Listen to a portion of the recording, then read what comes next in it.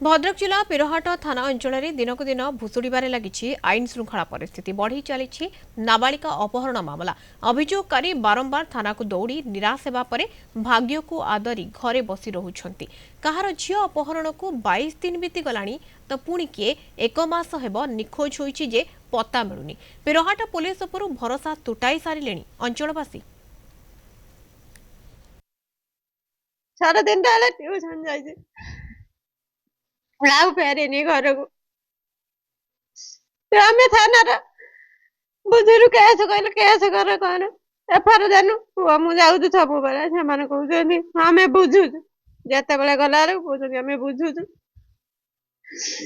तमें जाओ आम बुझुचु ये कहते।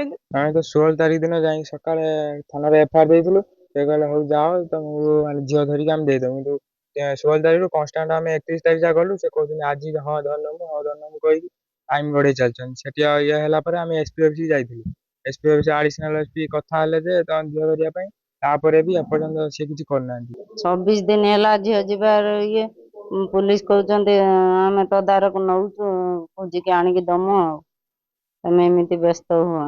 वर्तमान आम कंडरा गड़िया हरिपुर गाँव में जो अभियोग जे पुलिस प्रशासन लोकल पुलिस सठिक पदक्षेप नहीं ना कि सबुठारु एक आश्चर्यजनक घटना ये बारंबार अभियोग करने सत्वे बहु घटना घटी आम ये अंचल 2024 ठारू पुणी 2025 पर्यंत एवं प्रत्येक वर्ष आम अंचल अपहरण शिकार होती।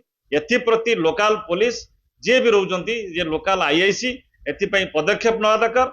विराट थाना दृष्टान्तमूलक पदक्षेप ग्रहण करुनथुवा अभियोग होइछि। तबे अभियोग उपरे आमे विराट थानार आईआईसी जोगाजोग करथिले से ए बाबद मतामत देवाकू मना करथिले। तबे ए घटना उपरे पुलिस विभाग उच्च पदाधिकारी माने पदक्षेप ग्रहण करने दृढ़ कार्यानुष्ठान नेबाकू दाबी होइछि। चांदबालू बेलासिस पाड़ी कणिक टीवी।